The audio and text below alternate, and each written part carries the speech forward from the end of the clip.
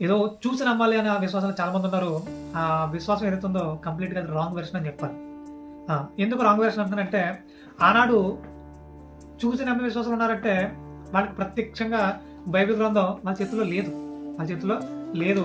కాబట్టి ఇప్పుడు యేసుక్రీస్తు వారు ఏదైనా ఒక ఊర్లోకి ఎంటర్ అవ్వడం, అక్కడ ఎప్పటినుంచో వ్యాధితో ఉన్న వ్యక్తిని సెలెక్ట్ చేసుకోవడం, అతను స్వస్థపరచడం.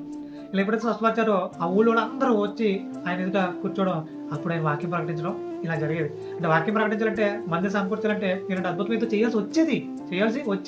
అది చేయాల్సి వచ్చింది కాబట్టి చేసుకుంటూ వచ్చాడు తప్ప, నా దగ్గర ఎంత గొప్ప శక్తి ఉంది కాబట్టి నేను చేస్తున్నాను. ఇది కేవలం నేను స్వస్థపరచడానికి భూమి మీదకి వచ్చాను అని ఎక్కడైనా చెప్పలేదు. అపార్థం చేసుకోకండి. ఇక రెండోదిగా ఆయన ప్రతి విషయంలో కూడా ఆ కాన్సెప్ట్ ఏంటి తెలుసా? వాక్యం ప్రకటించాలి. సత్యాన్ని అనేకుల హృదయాలు నింపాలి. నేను సత్యం గురించి సాక్ష్యం ఇవ్వడానికి పుట్టాను అన్నాడు ఆయన. అదే చేసి వెళ్ళిపోయినా చాలా మంది ఎక్కడ ఆగిపోయారు? స్వస్థల దగ్గర ఆగిపోయారు. స్వస్థత చాలా ఎట్టేశారు.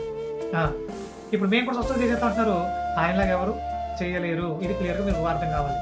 ఆయనలాగా ఎవరు చేయలేరు. ఆయన కొంతమందికి శక్తిని ఇచ్చారు. వాళ్ళు మాత్రం చేయగలిగారు కొన్ని. అది కూడా అన్ని కాదు, కొన్ని చేయగలిగారు. చాలా సంతోషం.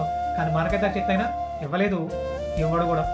ఎందుకు ఇవ్వడు అనంటే, వాక్యం పరిపూర్ణంగా మా చేతిలోకి వచ్చిన తర్వాత ఇంకా అవసరం లేదు. వాక్యం ప్రకటించడానికి ఇవన్నీ వాక్యం ప్రకటించడానికి ఇప్పుడు ఆ వాక్యమే మా చేతిలోకి వచ్చేసినప్పుడు ఇంకెందుకు అవన్నీ?